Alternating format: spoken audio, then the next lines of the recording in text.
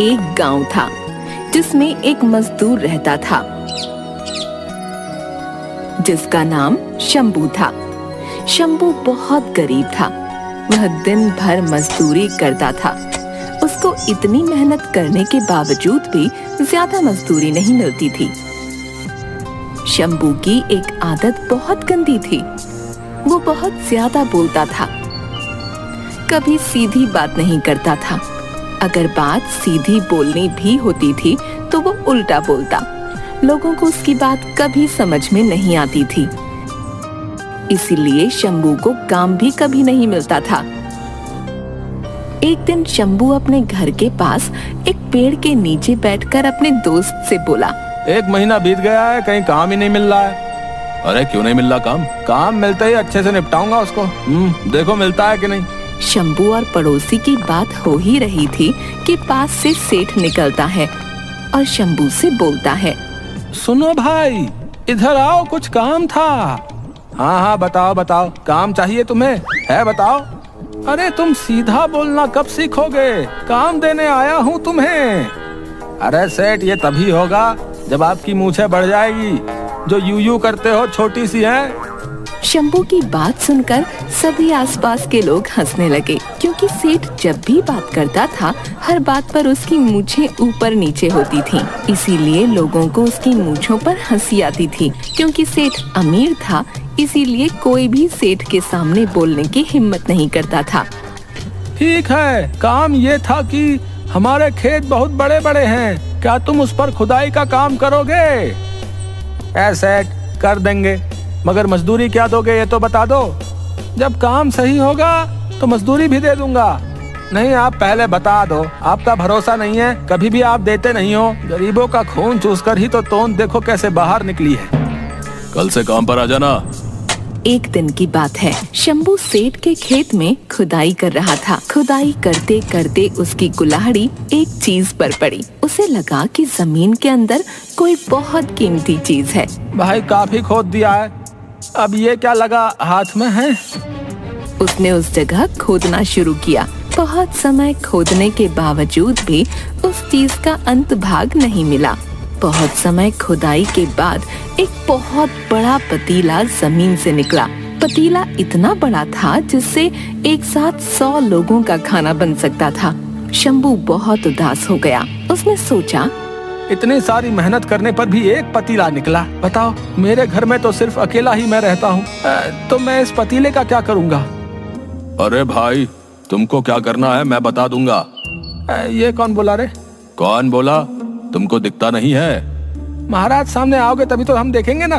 अगर ऐसी बात करोगे तो जाओ, हम नहीं आते तुम्हारे सामने। कर लो। तुम नाराज भी होते हो, अजब प्राणी हो भाई। अगर हम प्राणी ना होते तो तुम धरती पर थोड़ी रहते, आसमान में उड़ा दिए जाते। ठीक है, आना है तो आओ, हम जा रहे हैं, थक गए बहुत आज। शंभू खुदाई की वजह से बहुत थक गया था, इसलिए वह एक पेड़ के नीचे आराम करने के लिए गया। अच्छा ठीक है, तुमको अभी बता रहा हूँ। उस समय शंभू की कुल्हाड़ी उस पतीले में गिर गई। जब वह आराम करके उठा तो उस पतीले में बहुत सारी कुल्हाड़ियाँ थीं। वह इसे देखकर चौंक गया। उसने आसपास देखा तो उसे कोई न दिखा। उसने सारी कुल्हाड़ियाँ गिनी। उस पतीले में 100 कुल्हाड़ियाँ थीं। उसे लगा कि यह कोई मामूली पतीला नहीं है, जरूर यह कोई जादुई पतीला है। अरे ये क्या हुआ है? ये सच में कुछ जादू हुआ है? जब मैं बोल रहा था तब तुमको कुछ सुनाई नहीं दे रहा था।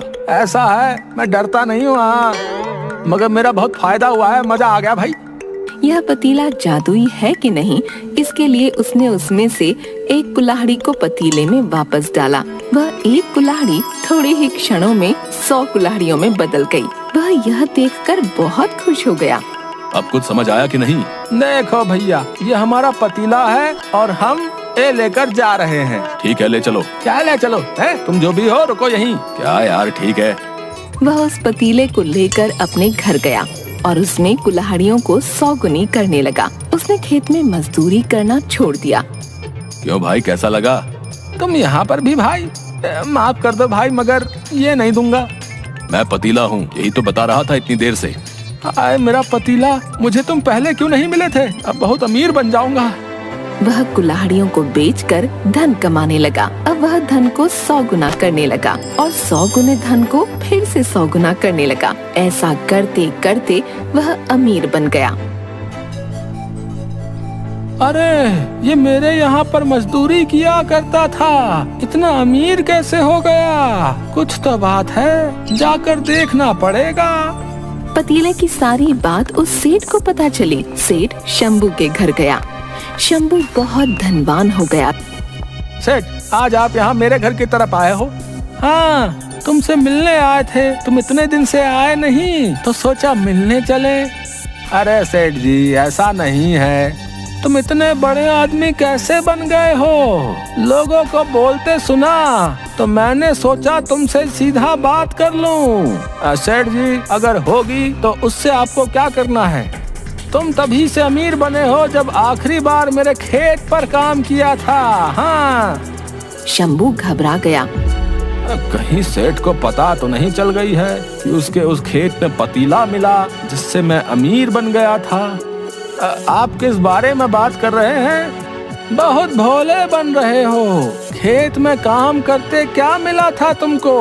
वो मेरा है, लेकर आओ।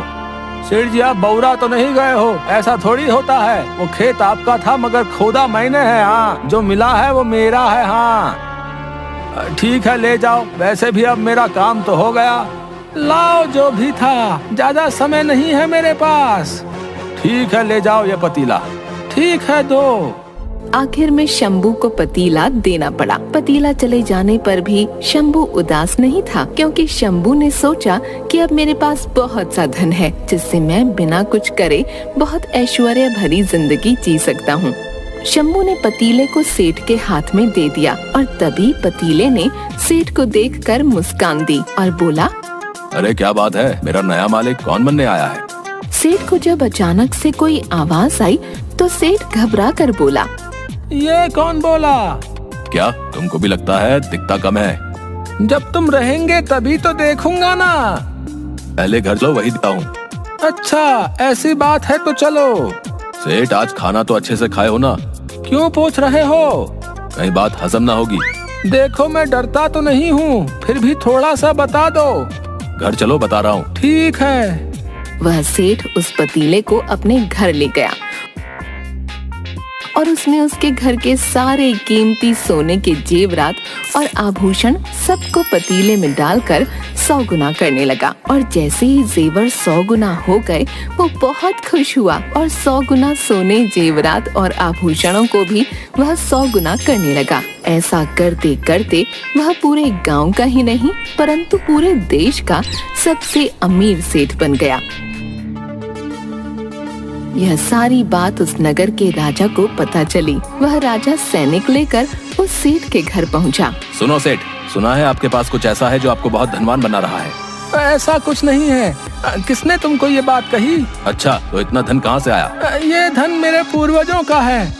तुमको ये जानने की क्यों पड़ी है? जाओ लेकर आओ और दो मुझे। देखो सैनिक, ये मेरा है, खुद का धन है। और वैसे भी भाई, नगर में हर किसी का धन आपको अपना ही लगता है, इसीलिए आप ले जाते हो उनसे छीन कर। माना हमारा राजा थोड़ा पागल है, मगर अमीर हमें भी होना है। राजा धनवान तो प्रजा पहलवान। अच्छा ठीक है, ले जाओ। अब हमको क्या जरूरत होगी, काफी धन है मेरे पास, इतना कि मैं तुम्हारे राजा को भी खरीद लूं। वैसे भी तुम्हारा राजा पागल है, मुझे कम धन में भी अपना राजपाट दे देगा। तो वो चीज क्या करते हैं हम देखें।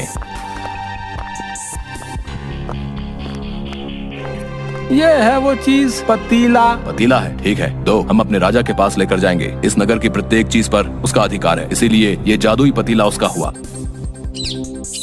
सैनिक ये पतीला राजा के पास लेकर गया। वह राजा उन दोनों से बहुत ज्यादा लालची था। महाराज, ये है वो चीज, इससे वो सेठ अमीर हुआ था। एक पतीला, इससे क्या होगा? ये उस सेठ के घर पर मिला था जिससे वो अमीर हुआ था। ठीक है। गलती से राजा के हाथ से चाकू पतीले में गिर गया और वो 100 गुने में बदल गया। राजा ये देखकर चौंक गया। उसने अपना सारा खजाना 100 गुना कर दिया। उस 100 गुने खजाने को भी वह 100 गुना करने लगा। ऐसा करके वह दुनिया का सबसे अमीर राजा बन गया। फिर पतीले से राजा को आवाज आई। राजा ये आवाज सुनकर चौंक गया। बाकी सब भी डर गए कि अब ये आवाज कहाँ से आ रही है।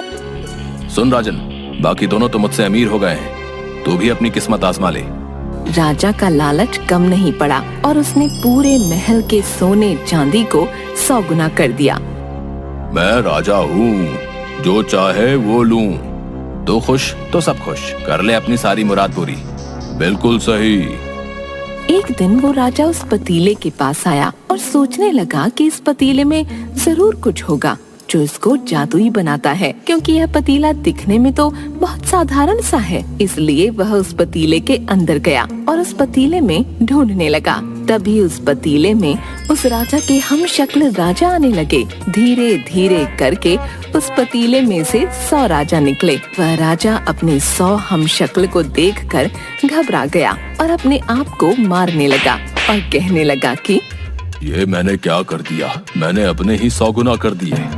आपने जो किया वो आपका लालच है। देखो, अब तुम ये रोक सकते हो।